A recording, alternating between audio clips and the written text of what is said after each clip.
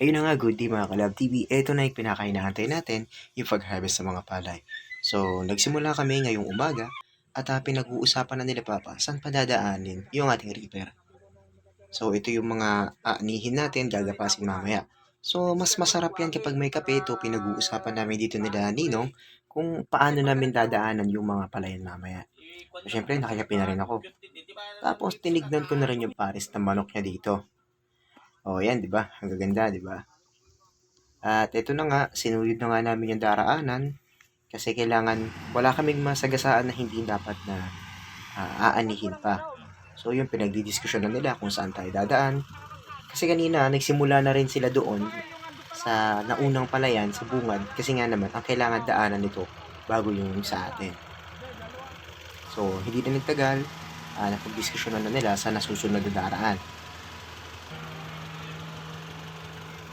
So, ito na nga yung truck na katabi natin. Ito yung naghahakot ng mga palay na nagigiit nila. At ito na nga, nandito na sila dito sa may bandang punlaan natin. Ayan, inuna na ito ng mga nag-reaper.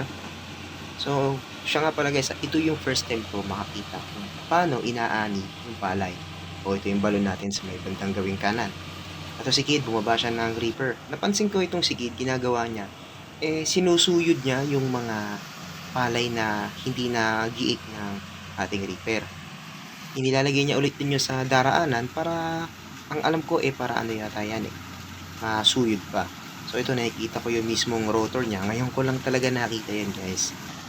Kaya nakakamangha talaga kung paano siya gumagana from yung sa mismong ano niya, sa mismong tangkay niya papunta dun sa may makina niya. Ayan, ginigiik na siya.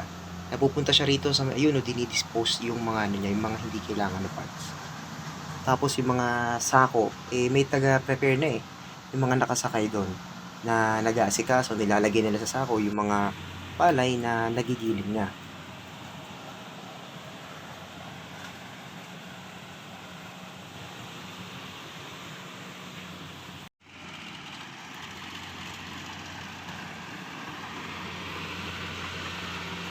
Tsaka napansin ko rin yung movement dito ng ating reaper is back and forth, paulit-ulit siya. Talagang sinusuyod niya para wala talagang maalpasan na ano rito, mga palay.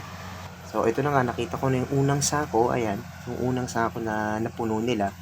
So, chinek ko na rin, ganito pala siya ginagawa, ganito pala pinaprocess. According sa mga farmers na, narinig ko, mas mahirap daw yung proseso talaga dati na mano-mano nilang ginagawa. Mas madali, yung merong reaper na kagaya na yan. So, ito na nga, ikinarga na dito sa kanilang truck, yung mga na giik nila na palay. Ayan, mano-manong inilalagay dito ng ating mga kuya. Ayan, so ito yung mga sumunod na. Ayun pala yun, pag naiipon nila, nilalaglag nila na lang din yan. Para mamaya bibit-bitin nila, kakarga na lang din ulit sa may truck. So nakakamangha talaga kung paano siya, kung paano siya nagpa-process. Talagang ako mismo dahil first time ko nga ito makita, in person, ganito pala siya. Take note guys may kakaibang amoy dito sa may palayan napakabango niya. Ayong alam niyo yung amoy ng bagong saing na bigas. Ganun na ganun yung amoy niya. Tapos salamat sa Diyos, kahit medyo makulimlim, hindi bumuhos yung ulan ng araw na yan. Talagang pinagbigyan kami ng Diyos na matapos itong pag-aani na ito. So, ito na nga, sumampa na sila kuya kasi ibadalin niya dun sa may aming garahe kasi babalikan ulit itong second batch. So, sa patuloy na pag-reaper nila, talagang namamangha ako kung paano ito gumagana Talaga napakabilis lang ng lahat. Sa compare mo nga naman sa mano-mano, maraming mga taong maggagapas dyan, maraming mga gagawa at medyo matagal. So, ito na nga, wala nang parang pitik-pitik pa, binuha na nila yung second batch, ikakarga na ng mga mga kuya natin dito. 60 kilos ata yan or 51 kilos, kayang-kaya nila, isang atang lang sa ulo, binubuhat na yun. Iba din talaga yung lakas ng mga farmers guys, para sa ating mga nag-gym lang joke lang. So, talagang mga sanay na sanay pa sila. So, ito nga, nakita nyo, sumakay na ako rin din sa may truck nila.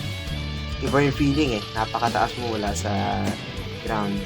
So, yun, in-enjoy ko na rin yung trip papunta din sa aming garahe. So,